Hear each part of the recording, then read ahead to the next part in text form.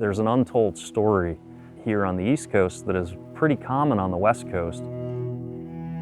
People started harvesting water here in the U.S. for energy, driving sawmills as early as 1624.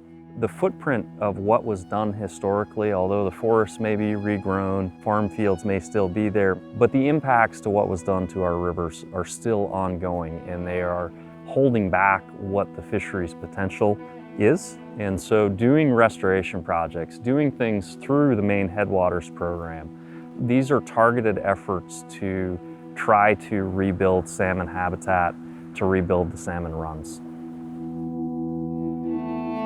Atlantic salmon, to many of us, are really the canary in the coal mine when it comes to the environment, both in freshwater and in the ocean.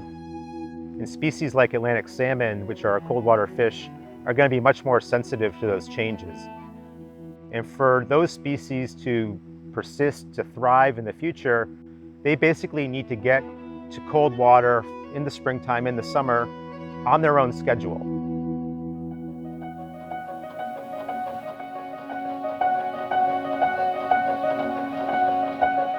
Our biggest focus is still dealing with barriers. We have hundreds of dams in our salmon watershed still. We don't need to remove every single one. We look at our rivers very strategically and say, if we can remove these 1, 2, or 3 dams, we can open up X hundreds of miles of habitat and the best habitat, and we can restore salmon by doing that. We work very, very closely with the Maine Department of Marine Resources, U.S. Fish and Wildlife Service, NOAA Fisheries, and the NOAA Restoration Center, and a huge number of other conservation groups.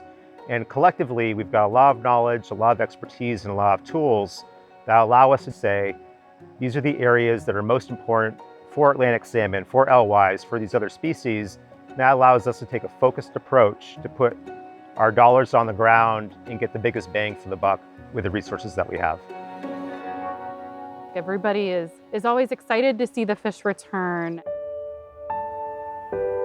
and watch the migrations unfold, and they can tangibly see their water quality change. They can see the makeup of mammals and birds transform and become restored with more native species.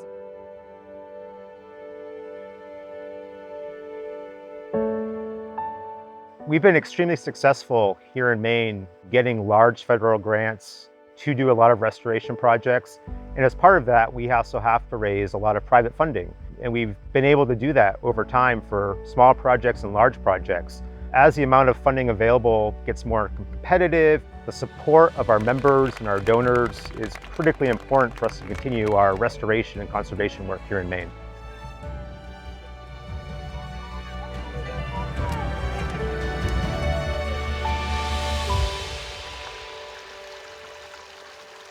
As we allow people to access our rivers, and as we increase our water quality and improve safe access, and we increase the populations of fish, that inspires the next generation to become attached, to have those precious experiences where they feel inspired to then protect, restore. So we're really creating a sustainable future for restoration and protection in Maine.